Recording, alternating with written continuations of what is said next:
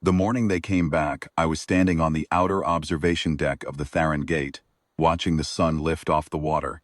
The gate itself rose behind me. 300 meters of reinforced alloy and ceramic plate, coastal megastructure that had no name when I was young, because nobody had built it yet. When I was a boy, this stretch of coast was open shoreline and scattered defense towers. That was a long time ago. Now the gate anchored one end of an orbital defense arc that stretched from the troposphere down to the seafloor. He had been building it for most of my adult life. I heard the alert tone in my earpiece before I saw anything in the sky. Then the first hull came through the cloud layer. It was enormous.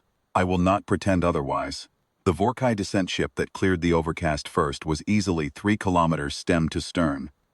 Old hull geometry, broad and flat, like a pressed blade, covered in the layered armor plating that their war doctrine favored. 40,000 years had changed some things about them, but not that. They still built their ships to look like the weapons they were. The hull was dark, oxidized-looking metal, and the running lights were amber, and the whole thing slid through the morning sky with a slow, grinding momentum that I suspect was meant to be impressive. 2 more hulls followed, then 4. Then the rest of the vanguard, 11 ships in total, spreading into a wide approach formation over the water. My second-in-command, a woman named Sarah KL, pulled up alongside me. She had a data tablet in her hand and she was reading numbers off it in a calm voice. "Weapons systems on the lead vessel are powering up," she said. "Energy signature matches the Vorrkai strike array. We have 3.4 minutes before they're at full charge. Are we pre-targeted? Every hull, all 11, and the warships." She tilted her head toward the sky behind us. I turned and looked. The first of the Heron-class vessels had already broken through from the upper atmosphere, its lateral arrays extended, sunlight catching on the gun emplacements along its lower hull. There were 6 of them visible. More were in position higher up, not yet descended. We had spent 2 decades building those ships specifically for an engagement at this range, over this type of terrain, against this type of incoming hull geometry. The Vorrkai War doctrine was well documented.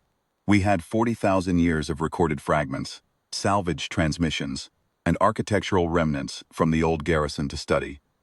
Our people had been studying them the entire time. The lead Vorrkai ship transmitted on a frequency we already had logged. The voice that came through was deep and structured, the kind of cadence that belongs to someone who has never been refused. The translation came through a second later in my earpiece. They announced themselves as the Dominion of Vorrkai, lawful proprietors of the 3rd planet in this system, turning to reclaim their territorial holdings and reassert governance. They listed the original date of their departure.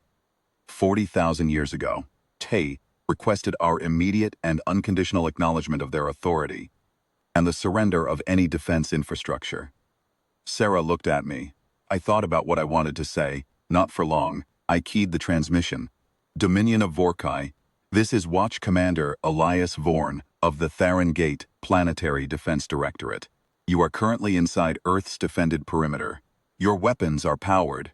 Ours have been targeted on your hulls for the last 14 minutes. I am asking you to stand your weapons down." There was a pause. Know exactly what they expected. Something less prepared, perhaps. Some sign of scrambling. "You have 40,000 years of territorial claim," I said. "We have 40,000 years of preparation. Shh. I want you to understand clearly which of those things has more practical weight at this moment." The pause stretched. Then the lead hull's energy signature shifted. Weapons going cold.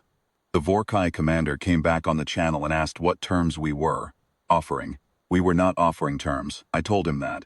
What we were offering was departure.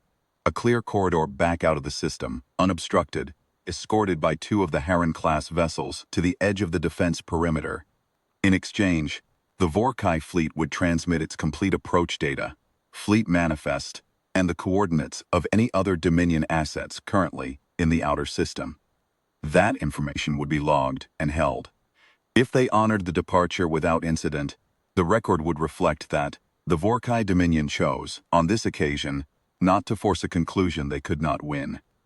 If they did not honor it, we would finish the engagement here, and the record would reflect that instead. There was a longer pause this time. Kale was watching the weapons readings on her tablet.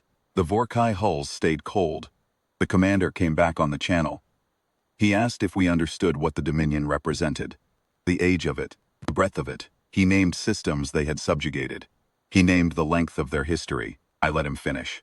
Commander, I said, we are a species that spent 40,000 years cataloging your fleet doctrine, modeling your weapon yields, and building for exactly this morning. We have read your history carefully. We know what you are. What we are asking you to recognize is what we have become in the time you were gone. No more words after that. The Vorrkai fleet began its withdrawal. 11 hulls, slow and orderly, climbing back through the cloud layer the way they had come down. 2 of our ships paced them to the outer marker and confirmed their course.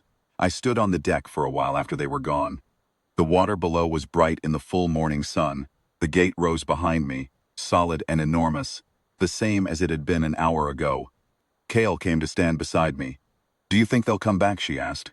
I thought about it honestly. Someone will, I said. They always do. She nodded at that. Then I suppose we keep building, she said. That was exactly right. That had always been exactly right. We keep building, and we keep remembering, and we stay ready. Not because we are certain what comes next, but because 40,000 years ago, we learned what happens to a people who are not. We do not intend to learn that lesson twice.